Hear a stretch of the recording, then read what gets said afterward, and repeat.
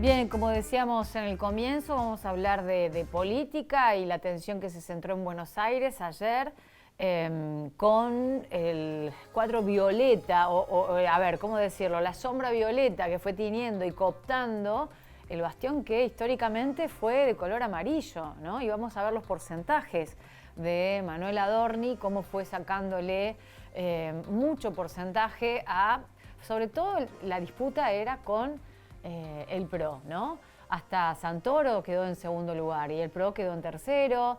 Vemos ahí los porcentajes y los colores fundamentalmente a los que hacía alusión el propio presidente cuando salió a festejar y a hablar en primer término antes que el propio Manuel Adorni, que fue el candidato, a atribuir que esto era todo obra de el jefe, su hermana Karina Milei, y que un gran soldado había sido Manuel Adorni, que iba a ir pintando de color violeta todo lo que era durante 18 años de color amarillo.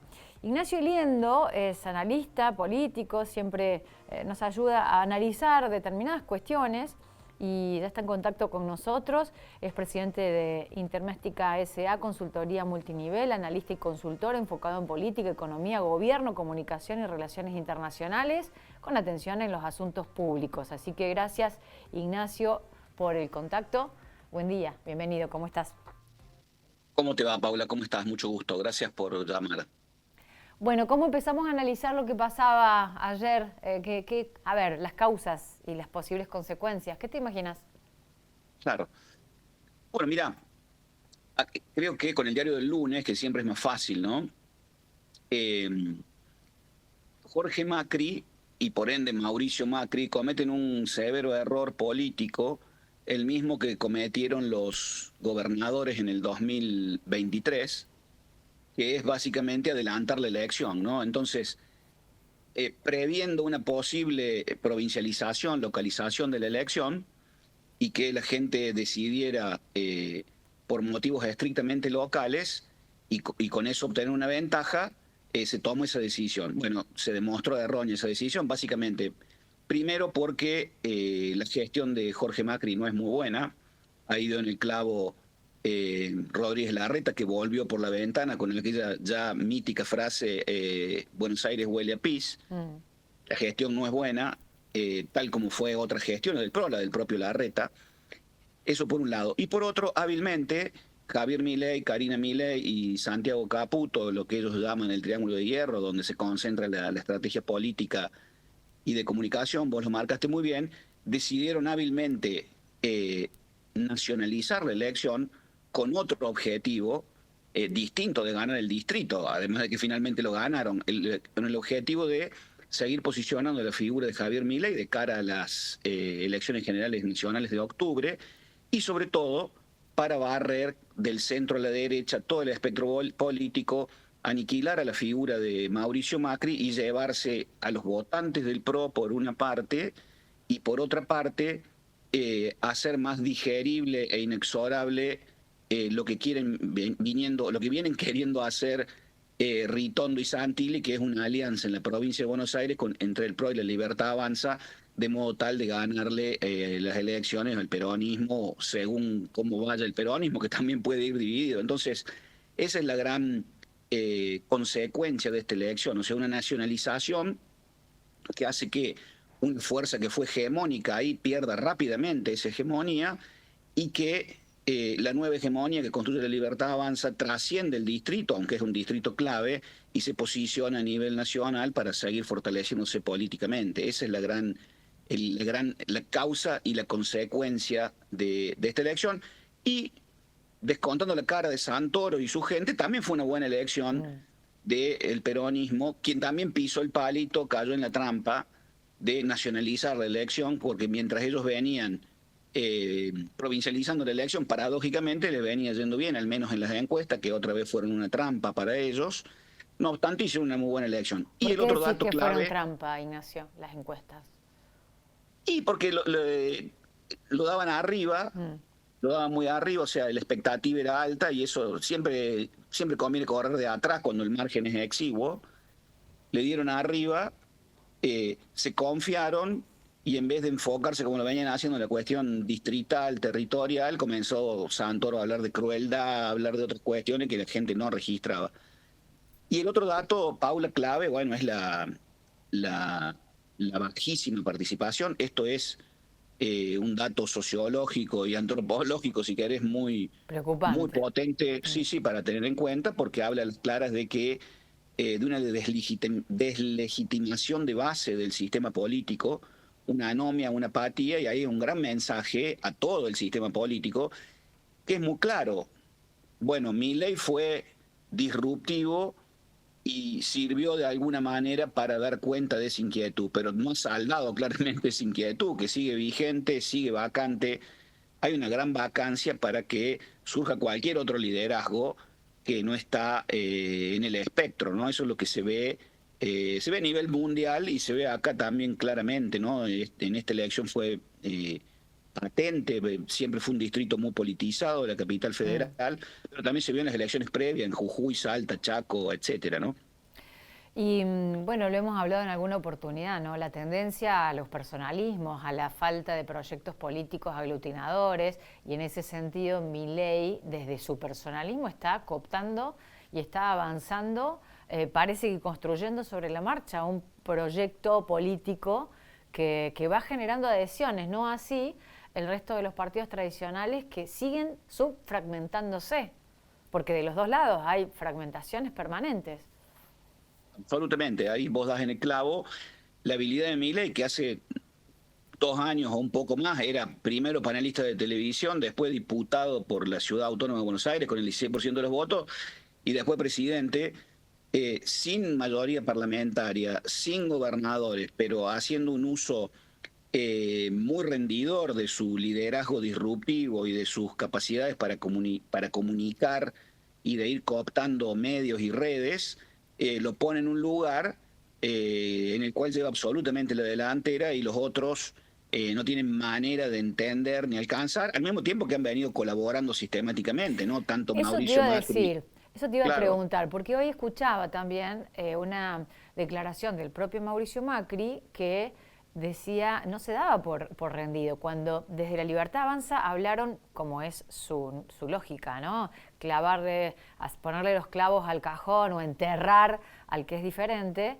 Lo mismo, terminaron hablando del PRO, y Mauricio Macri dijo, bueno, no descarto un diálogo nuevamente con La Libertad Avanza. O sea, no se da por vencido. Ahora hay que ver qué lugar se les da, porque Adorni fue en su discurso hasta irónico, ¿no? Viste que utilizó sí. la palabra cambio, el verdadero cambio somos nosotros, cuando era una palabra utilizada por Juntos por el Cambio durante mucho tiempo. Sí, sí. Mira, la lógica, o sea, por un lado la lógica del escorpión y por otro lado el síndrome de Estocolmo, ¿no? O sea, claramente Macri tiene el síndrome de Estocolmo con Milei. Mm. Desde el pacto de Acasuso para acá colaboró abiertamente él y su partido y otras fuerzas políticas con el decreto bases que nadie volteó, perdón, con el decreto 70 que nadie volteó, la ley base que nadie volteó y todos contribuyeron como casta, valga el uso del término, a, a, a que esas leyes salieran y o no cayeran.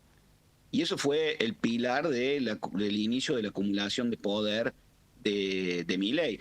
Eh, y no le cumplieron ningún pacto y no hizo fuerza en los momentos claves. Bueno, estos son los resultados. Le queda una sola chance para que el PRO no desaparezca y su figura no quede eclipsada definitivamente, que es jugar el todo por el todo en una candidatura a senador en elecciones generales de octubre, senador por la capital. Hay que ver si está dispuesto a hacerlo o hay que ver si no se rinde y capitula definitivamente.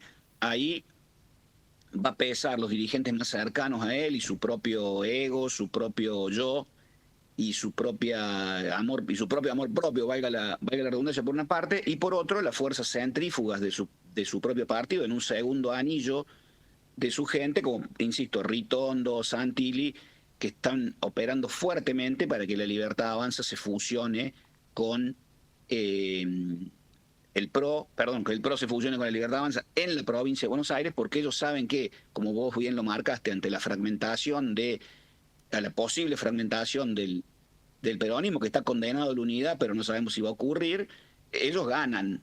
Y entonces, bueno, ahí todo el espectro político del centro a la derecha queda para Milei, y ahí se eclipsaría definitivamente la figura de Macri. Y bueno, y estos dirigentes del PRO pasarían a ser parte del círculo rojo de La Libertad Avanza en Capital y en la provincia de Buenos Aires, ¿no? La convocatoria fue esa, no como fuerza, no como partido, no como marca, sino un llamado individual, ¿no?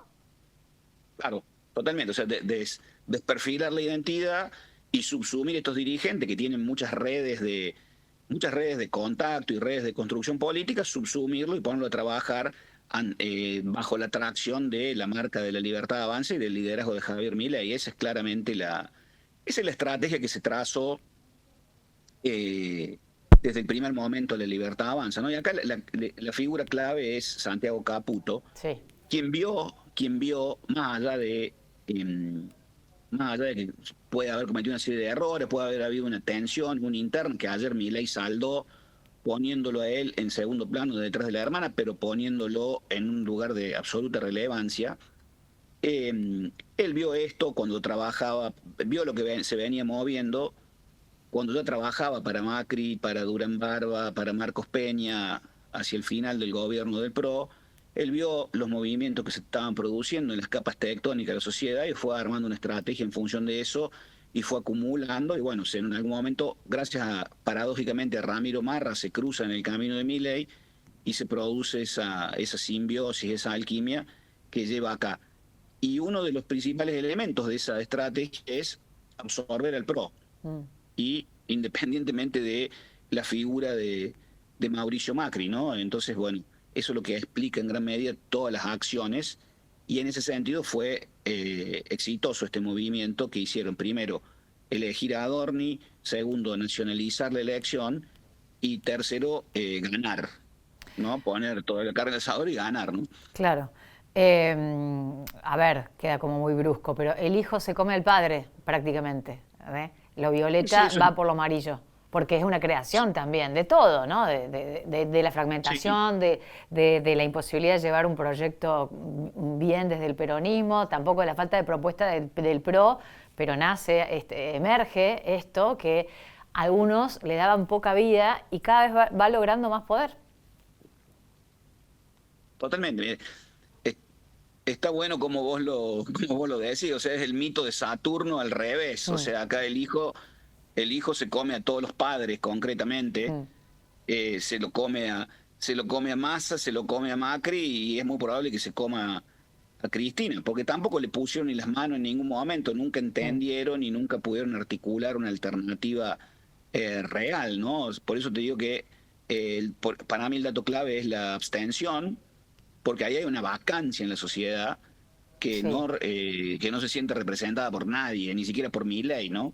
Ahora, Ignacio, una cosa es no sentirse representado y no votar, que también te quiero preguntar políticamente y constitucionalmente, ¿cuál es el límite? Participen 20 personas y ganes por un voto, digo, y tiene la misma relevancia. Si termina votando el 20% del padrón, bueno, con el 20% del padrón se produce un voto legítimo. ¿Esto es así? ¿O necesitas determinado porcentaje de votación para que ocurra la legitimidad del voto?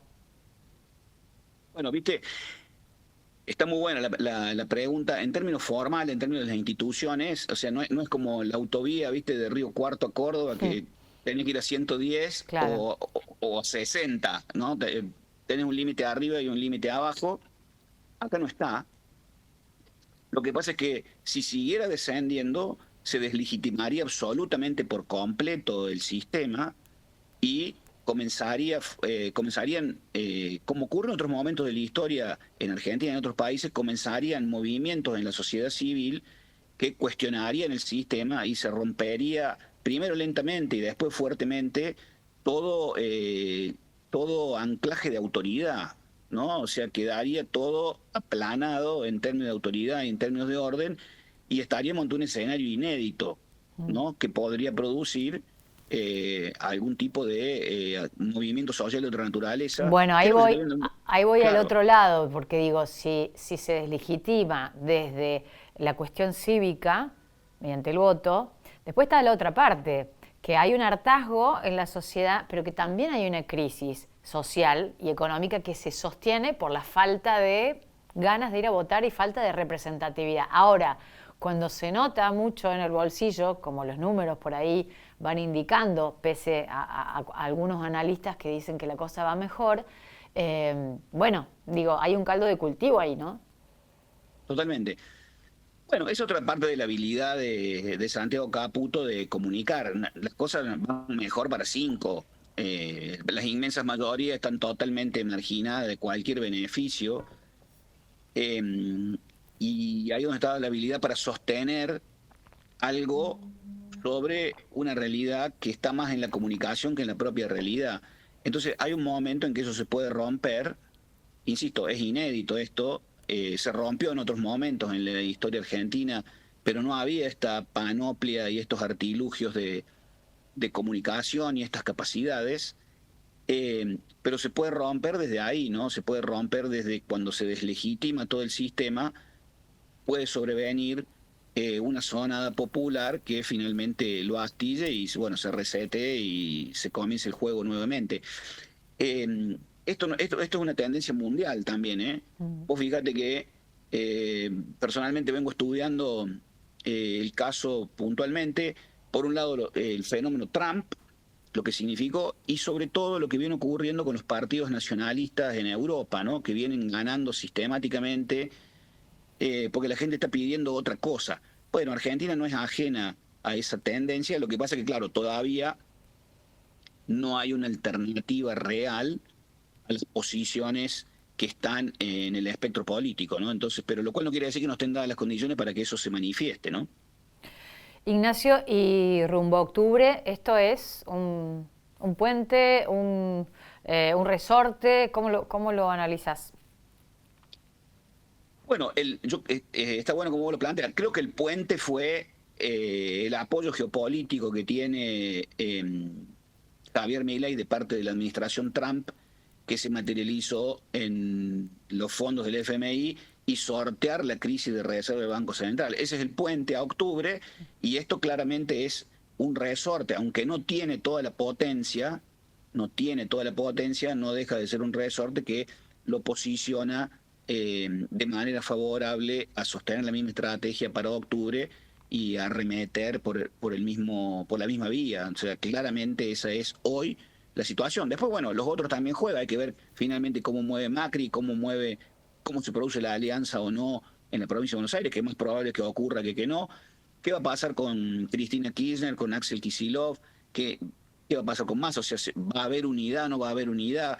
¿Qué va a pasar con el desdoblamiento de las elecciones en la provincia de Buenos Aires? O sea, hay una serie de elementos que ponen en tela de juicio, o al menos en vilo, este análisis, pero claramente, el puente ya lo obtuvo y ahora tuvo un resorte que lo posiciona favorablemente. El resorte no tiene toda la potencia, pero en el marco de estas reglas y de esta situación más o menos inmóvil, está favorablemente posicionado, ¿no? Ignacio, un placer como siempre conversar con vos. Muchísimas gracias. Un gusto grande, a tu disposición. Un abrazo. Un Saludos abrazo. a todos. Ignacio Liendo, politólogo entonces en Punta La M, analizando las elecciones de ayer en Buenos Aires. Hacemos pausa y ya venimos con más.